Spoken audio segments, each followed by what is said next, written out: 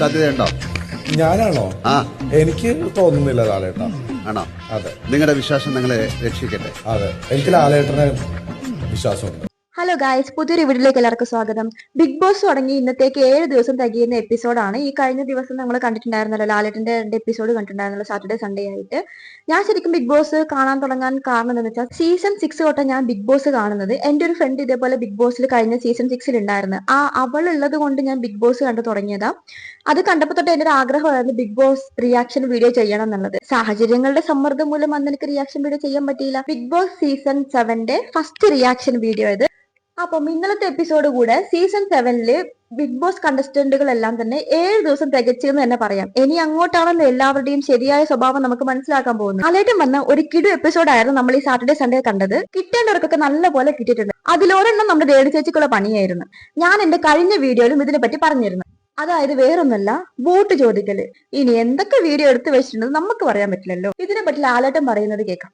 Big ബോസിലെ പല കാര്യങ്ങളും ഇവർ വഴി ആളുകൾ അറിയുന്നത് വളരെ മോശം രീതിയാണ് എന്ന് പറഞ്ഞാല് കാണണം. രേണു കാണണം. എന്താ ചിരിക്കുന്ന? ഈ വീഡിയോ ശരിക്കും ബിഗ് ബോസിൽ കാണിക്കുന്ന സമയത്ത് എല്ലാരും വായും പൊളി ചിരിക്കുമായിരുന്നു. മൈൻഡ് ഗെയിം എന്നൊക്കെയായിരുന്നു പറഞ്ഞ്.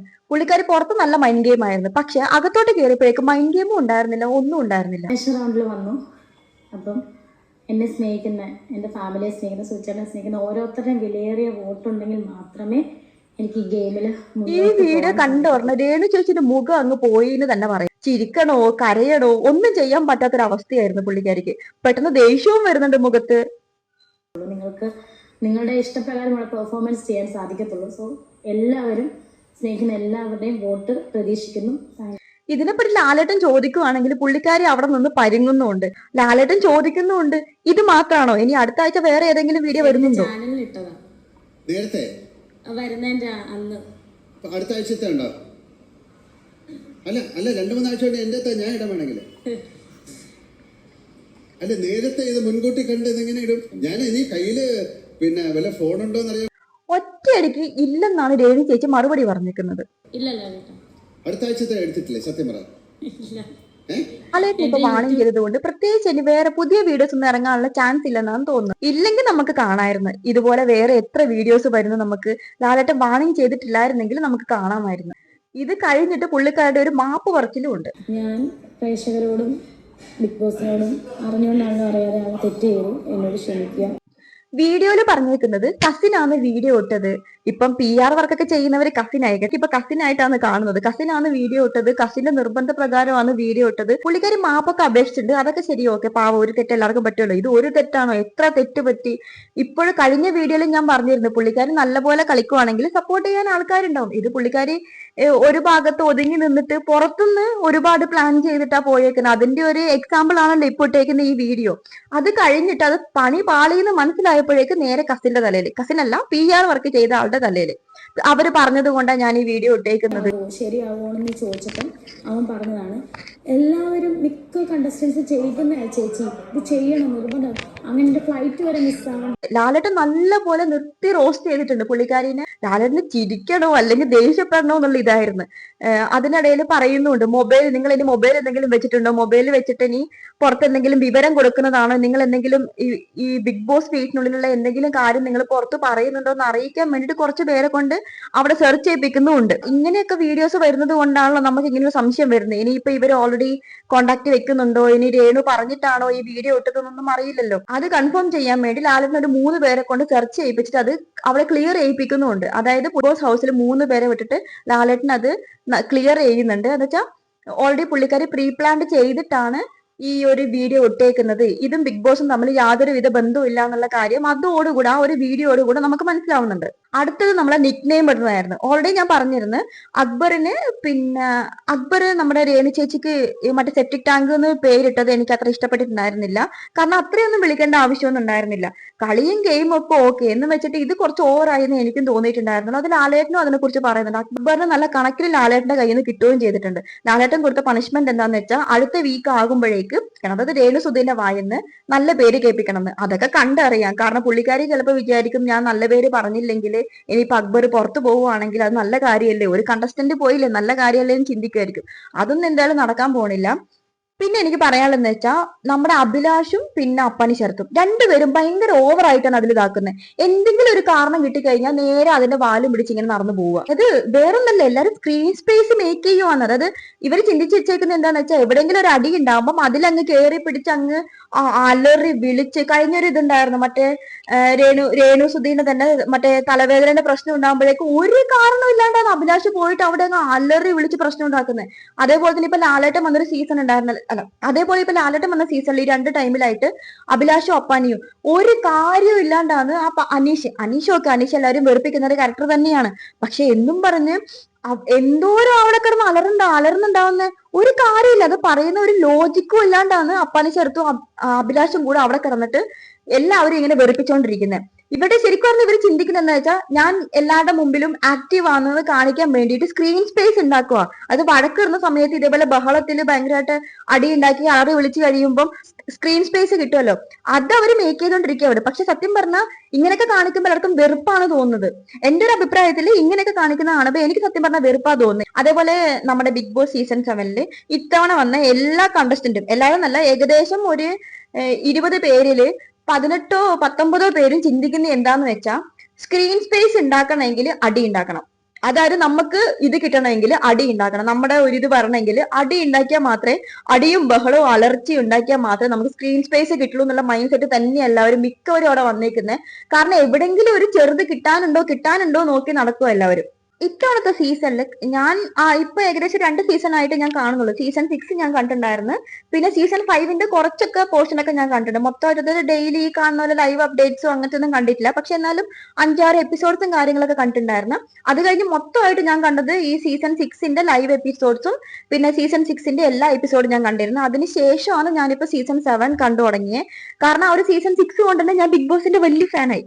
അങ്ങനെ ഞാനിപ്പോ സീസൺ 7 കണ്ടു തുടങ്ങിയപ്പോ എനിക്ക് ഈ ഒരു സീസണിൽ എനിക്ക് ഇഷ്ടപ്പെട്ടത് ആരെയാന്ന് വെച്ചാൽ ആര്യനെ ഇഷ്ടപ്പെട്ട്, പിന്നെ ജിസേലിനെ ഇഷ്ടപ്പെട്ടിട്ടുണ്ട്. പിന്നെ അതേപോലെ ആര്യൻ, ജിസേൽ, പിന്നെ നമ്മുടെ നെവിൻ എന്ന് പറഞ്ഞാൽ ഭയങ്കര എന്റർടൈനർ. ആരും നല്ലപോലെ ഗെയിം കളിക്കുന്നുണ്ട്. അതായത് എന്തെങ്കിലും ടാസ്കും കാര്യങ്ങളൊക്കെ വരുമ്പോൾ പുള്ളിക്കാരൻ നല്ലപോലെ ഗെയിം കളിക്കുന്നുണ്ട്. ജിസേലിനുള്ളതെന്ന് വെച്ചാൽ ഭയങ്കര ഫണ്ണി എലമെന്റ്സ്. അത് പുള്ളിക്കാരി സംസാരിക്കുന്ന മലയാളം അറിയാണ്ട് മലയാളം സംസാരിക്കുന്ന ആ ഒരു സംഭവങ്ങളൊക്കെ അടിപൊളിയാണ്. നമ്മൾ ഇതിനു മുന്നേ ഉണ്ടായിരുന്നു ശ്രീതു ഇങ്ങനെ തന്നെയായിരുന്നു. ആ ഒരു മലയാളം അറിയാണ്ട് മലയാളം സംസാരിക്കുമ്പോൾ ആ ഒരു ഇതില്ല, അതെനിക്ക് ഭയങ്കര ഫണ്ണി ആയിട്ട് തോന്നി. പിന്നെ അല്ലാതെ എനിക്ക് ഇഷ്ടപ്പെട്ട നെവിന്റെയാണ്. നെവിൻ എന്ന് പറഞ്ഞാൽ നല്ലൊരു എന്റർടൈൻമെന്റ്.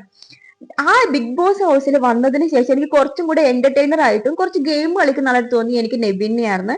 പിന്നെ ഷാനവാസ് എന്ന് പറഞ്ഞാൽ മൈൻഡ് ഗെയിം തന്നെയാ ചെയ്യുന്നത്.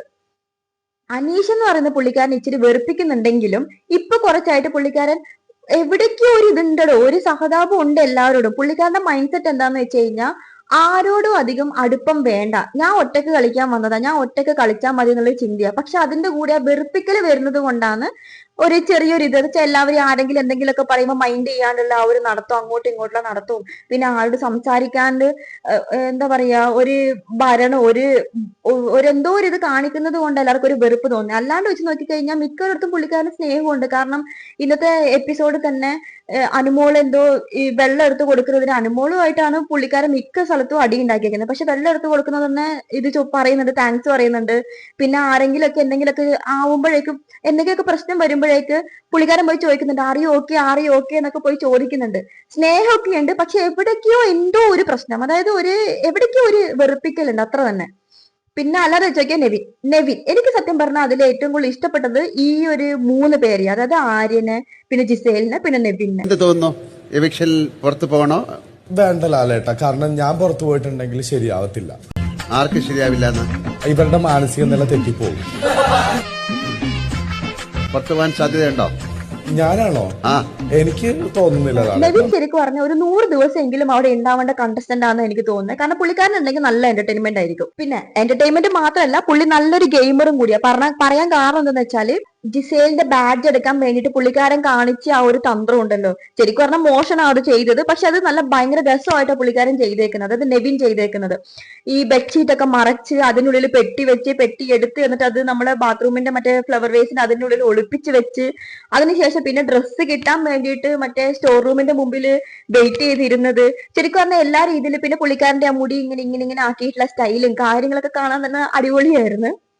ആദ്യമൊക്കെ എനിക്ക് കുറച്ച് ദേഷ്യം തോന്നിയായിരുന്നു. ആദ്യമൊക്കെ നെവിന്റെ ഫസ്റ്റിലത്തെ ആ ഒരു പെർഫോമൻസ് ഒക്കെ കാണുന്ന സമയത്ത് ഇതെന്താ ഇവൻ ഇങ്ങനെ ഇരിക്കുന്നത് എന്ന് ഞാൻ ചിന്തിച്ചിരുന്നു. പക്ഷെങ്കിൽ കുറച്ചും കൂടെ കഴിയുമ്പോഴേക്ക് പുള്ളിക്കാരൻ നല്ലപോലെ നല്ലൊരു എന്റർടൈനർ, നല്ലപോലെ എന്റർടൈൻ ചെയ്യുന്നുണ്ട്. പിന്നെ അതേപോലെ നല്ലപോലെ ഗെയിമും കളിക്കുന്നുണ്ട്. എനിക്ക് തോന്നിയേക്കുന്നത് ഇതുവരെയുള്ള നെവിന്റെ ഗെയിം കാണുമ്പോൾ ഏകദേശം ഒരു 80% ബിഗ് ബോസ് മെറ്റീരിയൽ ആണ്, അല്ലെങ്കിൽ ബിഗ് ബോസ് ഗെയിമർ ആണെന്ന് പറയാം. കാരണം പുള്ളി എന്റർടൈൻ ചെയ്യുന്നുണ്ട്, ഗെയിമും കളിക്കുന്നുണ്ട്. ഇതേപോലെ പോവുകയാണെങ്കിൽ ഏകദേശം ഒരു 100 ദിവസത്തോളം പുള്ളി അവിടെ ഉണ്ടാവാൻ ചാൻസ് ഉണ്ട്. പക്ഷേങ്കിൽ നമുക്ക് അറിയില്ലല്ലോ, കുറച്ചും കൂടെ കഴിയുമ്പോഴാണല്ലോ എല്ലാവരുടെയും സ്വഭാവം മനസ്സിലാവുന്നത്. ഇനി അങ്ങോട്ടേക്ക് എന്താ പുള്ളിക്കാരൻ കാണിക്കുന്നതെന്ന് പറയാൻ പറ്റില്ല. പുള്ളിക്കാരനെ ഇനി വെറുപ്പിക്കുന്ന ക്യാരക്ടർ ആണോ എന്ന് അറിയില്ല. മുമ്പോട്ട് പോയാൽ മാത്രമേ എല്ലാവരുടെയും സ്വഭാവം നമുക്ക് അറിയാൻ പറ്റുള്ളൂ. പിന്നെ ഇത്തവണത്തെ എവിക്ഷൻ ചടപടേന്നായിരുന്നു. ലാലേട്ടൻ വന്നതും അറിഞ്ഞില്ല, എവിക്ഷൻ ചെയ്തതും അറിഞ്ഞില്ല, കൂട്ടിട്ട് പോയതും അറിഞ്ഞില്ല, എല്ലാം പെട്ടെന്നായിരുന്നു. ഇത്തവണത്തെ എവിക്ഷനിൽ ലാലേട്ടൻ വരുന്നു, മുൻഷി രഞ്ജിത്ത് പുള്ളിക്കാരനെ ആയിരുന്നു എവിക്ട് ചെയ്തത്. പുള്ളിക്കാരനെ വിളിച്ചിട്ട് പോകുന്നു, എന്റെ അടുത്തോട്ട് വന്നോളൂ എന്ന് പറഞ്ഞിട്ട് പുള്ളിക്കാരനെ വിളിച്ചുകൊണ്ട് പോകുന്നു. പുള്ളിക്കാരൻ തന്നെ ശരിക്കും പാനിക്കായി. ആ ഒരു ഫേസ് എക്സ്പ്രഷൻ കാണുമ്പോൾ തന്നെ നമുക്ക് മനസ്സിലാവും പുള്ളിക്കാരൻ പെട്ടെന്ന് എന്താ ചെയ്യേണ്ടതെന്ന് അറിയുന്നില്ല, അവിടെ സ്റ്റക്ക് ആവുന്നു, പെട്ടെന്ന് എഴുന്നേക്കുന്നു, എങ്ങോട്ടൊന്നും ഇല്ലാണ്ട് പുറത്തോട്ട് പോകുന്നു. അത് കഴിഞ്ഞ് ബിഗ് ബോസ് പറയുമ്പോഴാണ് പുള്ളിക്കാരൻ അറിയുന്നത് മെയിൻ ഡോർ വഴിയാണ് പുറത്തോട്ട് പോകേണ്ടതെന്ന് പുള്ളിക്കാരൻ അറിയുന്നത്. ആരോടും ഒന്നും മിണ്ടുന്നില്ല. ആ സമയത്ത് എന്തോ സങ്കടത്തിൽ പറയുന്നത് പോലെ, അതായത് നിന്റെ ഷൂ ആ ഞാൻ ഇട്ടേക്കുന്നത്, ഇത് നിനക്ക് തന്നില്ലെങ്കിൽ നിനക്ക് നഷ്ടമായി പോലും മറ്റേ ഷൂ ഒക്കെ സങ്കടത്തോടു കൂടെ. എനിക്ക് തോന്നുന്നു പുള്ളിക്കാരൻ ഇനിയും നിൽക്കണം എന്നുള്ള ആഗ്രഹം അതെല്ലാവർക്കും ഉണ്ടാവും, നിൽക്കണം എന്നുള്ള ആഗ്രഹം ഉണ്ടാവും. എന്റെ ഒരു തോന്നൽ മാത്രമാണ്. തോന്നിയത് എന്താന്ന് വെച്ചാൽ എനിക്ക് തോന്നുന്നു പുള്ളിക്കാരൻ ചിലപ്പം ഈ ഒരു വീക്ക് ഒന്ന് അടങ്ങിയിരുന്നു. പിന്നെ പ്രത്യേകിച്ച് കിച്ചണിലും ആയിരുന്നല്ലോ, കിച്ചൺ ഡ്യൂട്ടി ആയിരുന്നത് കൊണ്ട് കിച്ചണിന്റെ കാര്യം അതൊക്കെ ആയിട്ട് ബിസി ആയി പോയിട്ടുണ്ടാവും. അത് കഴിഞ്ഞ് ഈ ഒരു വീക്ക് അങ്ങ് വിട്ടിട്ട് നെക്സ്റ്റ് വീക്ക് കൊണ്ട് എല്ലാം ചെയ്യാന്നുള്ളൊരു പ്ലാനിലായിരിക്കും. നെക്സ്റ്റ് വീക്ക് തൊട്ട് നമുക്കിത് ഗെയിം തുടങ്ങാം എന്നുള്ള പ്ലാൻ ആയിരിക്കും. ശരിക്കും പറഞ്ഞാൽ അങ്ങനെയാണ് പുള്ളിക്കാരൻ ചിന്തിച്ചേന്ന് തോന്നുന്നു. അല്ലാതെ ഇപ്പൊ പെട്ടെന്ന് എവിക്ഷൻ ആണ് പുറത്തോട്ട് വരുന്ന പറയുമ്പോ ഇത്രയും ഞെട്ടല്. സാധാരണ എല്ലാവരും സങ്കടത്തോടെയൊക്കെ ഇരിക്കുന്ന കണ്ടിട്ട്, പക്ഷെ ഇത് പുള്ളി പെട്ടെന്ന് ഞെട്ടുന്നു, പാനിക്കാവുന്നു, എഴുന്നേറ്റ് നിൽക്കുന്നു, എങ്ങോട്ടോ പോകുന്നു, പുറത്തു പോകുന്നു, മെയിൻ എൻട്രി വഴി പോകാതെ വേറെ എൻട്രി വഴി പുറത്തോട്ട് പോകാൻ ശ്രമിക്കുന്നു, ആരോടും മിണ്ടുന്നില്ല, എന്നാ കരയൊന്നുമില്ല. സങ്കടം ഉണ്ട് താനും, പക്ഷെ കരച്ചിലൊന്നുമില്ല. പിന്നെ അതിൽ ഏറ്റവും വലിയ കോമഡി എന്ന് വെച്ചാൽ അനുമോൾക്ക് കറിയാനുള്ള സിറ്റുവേഷൻ പോലും പുള്ളിക്കാരൻ കൊടുത്തിട്ടില്ല. അതിനു മുന്നേ പുള്ളിക്കാരൻ പുറത്തോട്ട് ഇറങ്ങിപ്പോയി. നെക്സ്റ്റ് വീക്ക് തൊട്ട് നല്ലപോലെ കളിക്കാമെന്ന് തോന്നിയിട്ട് ചിലപ്പോൾ ഇത്തവണ മാറി നിന്നതായിരിക്കും. പക്ഷേ ബിഗ് ബോസ് വീക്കിൽ അതൊന്നും പറ്റത്തില്ല. നമ്മൾ കയറി ചെന്ന ഉടനെ നമ്മുടെ കഴിവ് എന്താ അല്ലെങ്കിൽ നമ്മുടെ ഗെയിം എന്താന്ന് കാണിച്ചാൽ മാത്രമാണല്ലോ നമുക്ക് വോട്ടും കാര്യങ്ങളും കിട്ടുന്നത്. പക്ഷെ എനിക്ക് വേറൊരു കാര്യം പറയാന്ന് വെച്ചാൽ രഞ്ജിത്തിന്റെ ആ ഒരു സ്ക്രീൻ സ്പേസ് തന്നെ രേണുസുതിക്കും കിട്ടിയേക്കുന്നേ. രേണുസുതിക്കും ആ ഒരു സ്ക്രീൻ സ്പേസ് മാത്രമേ ഉള്ളൂ. പക്ഷെ പുള്ളിക്കാരി ഔട്ടായിട്ടില്ല. കാരണം ഒരുപാട് PR വർക്ക് എടുത്തിട്ട് പ്രീ പ്ലാൻഡ് ചെയ്തിട്ടാണ് പുള്ളിക്കാരി അങ്ങോട്ട് പോയേക്കുന്നത്. ശാരികയും അതുപോലെ തന്നെയാ. എവിടേക്കോ എന്തൊക്കെയോ പൊട്ടലും ചീറ്റലും ഉണ്ടെന്നല്ലാതെ പ്രത്യേകിച്ച് നല്ലൊരു ഗെയിമർ ആയിട്ടൊന്നും ഇതുവരെ പുള്ളിക്കാരി പുറത്തോട്ട്, ശാരികയും ഇതേപോലെ പുറത്തോട്ട് അധികം ഇത് കാണിച്ചിട്ടൊന്നുമില്ല. വലിയ ഈ ടാസ്കും കാര്യങ്ങളൊന്നും വലിയ ഇൻട്രസ്റ്റ് ഒന്നും ശാരികയും പുറത്ത് കാണിക്കുന്നൊന്നുമില്ല. എന്നിട്ടും രഞ്ജിത്ത് എന്തുകൊണ്ട് ഔട്ടായെന്ന് ചോദിച്ചാൽ ഒരു വീക്കിൽ എനിക്ക് തോന്നുന്നു പുള്ളിക്കാരന് ഗെയിം കളിക്കാനുള്ള സിറ്റുവേഷൻ കിട്ടിയിട്ടുണ്ടാവില്ലായിരിക്കും. അടുത്ത വീക്ക് തൊട്ട് തുടങ്ങാനായിരിക്കും പ്ലാൻ ചെയ്തതാണോ എന്താണെന്ന് അറിയില്ല. എന്തായാലും എവിക്ഷൻ റൗണ്ടിൽ രഞ്ജിത്ത് പോയി എന്ന് കേട്ടപ്പം രഞ്ജിത്തിന് ഭയങ്കര ഒരു പാനിക് മോഡായിരുന്നു. എന്തൊക്കെ പറഞ്ഞാലും മുൻഷി രഞ്ജിത്ത് എവിക്ഷൻ ആയി കഴിഞ്ഞു. അങ്ങനെ എവിക്ഷൻ ഒക്കെ കഴിഞ്ഞ് ഇപ്പം പുതിയ എപ്പിസോഡും കാര്യങ്ങളൊക്കെ തുടങ്ങി. ഇനിയുള്ളവരെങ്കിലും നല്ലപോലെ ഗെയിം കളിക്കാൻ നോക്കുക. അതേപോലെ തന്നെ രേണുസുതി, ശാരിക ഇവരൊന്നും അധികം സ്ക്രീൻ സ്പേസിൽ വരുന്നില്ല. ഇവരൊന്നും അധികം ഗെയിം കളിക്കുന്നില്ല, ടാസ്കും കാര്യങ്ങളൊന്നും ചെയ്യുന്നില്ല. ഇവരൊക്കെ നല്ലപോലെ ചെയ്യണം എന്ന് തന്നെ എനിക്ക് പറയാനുള്ളത്. അപ്പം ഇന്നത്തെ വീഡിയോ ഇഷ്ടപ്പെട്ട എല്ലാവരും ലൈക്ക് ചെയ്യുക, കമന്റ് ചെയ്യുക, സബ്സ്ക്രൈബ് ചെയ്യുക, പിന്നെ മാക്സിമം ഷെയർ ചെയ്യാൻ നോക്കുക. അപ്പൊ അടുത്ത വീഡിയോ ആയിട്ട് വീണ്ടും കാണാം. Tata bye bye guys.